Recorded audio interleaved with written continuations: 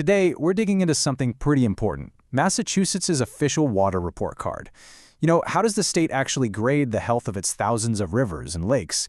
And maybe more importantly, what do those grades really mean for the environment and, well, for all of us? Take a look at this. This is a beautiful shot of the North River right in Marshfield. We see stunning waterways like this all over the state, but have you ever stopped to wonder what's really going on just beneath the surface? Is that water truly healthy for fish to live in? Is it safe for us to go for a swim? Well, this whole report card system is designed to answer those exact questions. So here's what we're going to cover. We'll start with the big picture, the law that makes this all happen. Then we'll get into the nitty-gritty of how the grading works, who's out there collecting all this data, what the results actually mean, and finally, why this whole process is absolutely critical for our environment. All right, first up, why even do this? Why does Massachusetts have this massive grading system for its water? Well, it all goes back to a really important federal law. This whole thing is rooted in the Federal Clean Water Act. Its main goal sounds simple, but it's incredibly powerful. Make sure the nation's waters are healthy. And to do that, the act requires every single state to regularly check up on its water and report back on how it's doing. And this isn't just a one-and-done thing. Nope, every 2 years, Massachusetts is legally required to do this huge health checkup. We're talking about evaluating thousands of miles of rivers and thousands of acres of lakes to see if they are meeting the standards. Okay, so how on earth do you grade a river or a lake? As you can probably guess, it's a really detailed scientific process. The whole thing is managed by the Massachusetts Department of Environmental Protection, or MassDEP for short. They follow this very specific, federally approved procedure you see here, called the Consolidated Assessment and Listing Methodology, or CALM.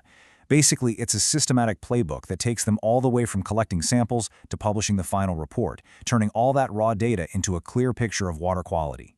So what are they grading against? They look at something called designated uses. A river is considered healthy if it can support these things. Can fish actually live and thrive in it? Can you eat the fish you catch? Is it clean enough to go swimming or boating? Can you harvest shellfish? Even something as basic as aesthetics. Is it free from gross stuff like scum or weird smells? Now this is one of the most interesting pieces of the whole story. To grade all these waterways, you need a ton of data. And that data doesn't just appear out of thin air. It comes from a huge team effort. Of course, you have the state and federal agencies like MassDEP and the EPA doing a lot of work. But, and this is so crucial, a massive amount of data also comes from university researchers, dedicated citizen scientists, and especially local watershed associations. Groups just like the North and South Rivers Watershed Association are out there, on the ground, providing absolutely priceless data from our local streams and rivers. And this slide just illustrates that partnership perfectly. You've got the MassDEP, the official state agency, working hand-in-hand with a local steward like the NSRW. It's that powerful combination of government oversight and passionate local expertise that makes this whole report possible. These local groups are really the eyes and ears on our rivers. So after all that data is collected and crunched, what happens? How are the results presented? Well, every single river segment or lake gets placed into one of 5 categories. You can basically think of these as the final grades on the report card. And here they are, from best to worst. Category 1 is the A+. The water's in great shape, meeting all its goals. Category 2 means it's good for some things, but we just don't have data on everything. Category 3 is pretty simple, not enough info to make a call. Category 4 is interesting. It means the water isn't impaired, but a cleanup plan is already in the works. And then you have Category 5. Category 5 is the one that really sets things in motion. It's the official Impaired Waters List, sometimes called the 303D list, which is just named after that section of the Clean Water Act. Landing your local river in this category is a really big deal. It means that water body is officially recognized as polluted, and by law, something has to be done about it. Let's circle back to the North River we saw at the beginning to see how this plays out in the real world. You can see the report breaks the river into different segments. The lower part, from Route 3A out to the bay, is in Category 4A because of fecal coliform. So it's impaired, but there's a plan. But look at the upper section, from the headwaters down to Route 3A. It's in Category 5. That means it's impaired, in this case for both fecal coliform and mercury, and it requires a new cleanup plan. This just shows how specific these assessments get. Okay, so we've got this super detailed report card with all these categories. But what's the point?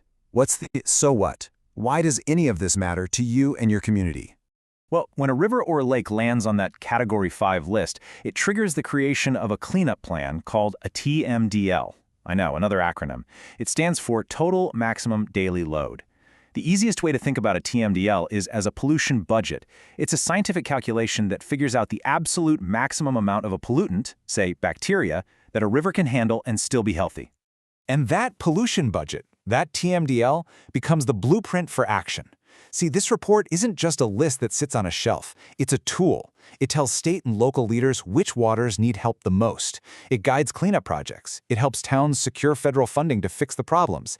And it gives local groups the information they need to protect their waterways. So when you get right down to it, this report card is so much more than just data. It's a roadmap that turns information into real-world action, guiding all of us toward a cleaner environment. It really makes you wonder, doesn't it? What's the grade for the water right in your neighborhood?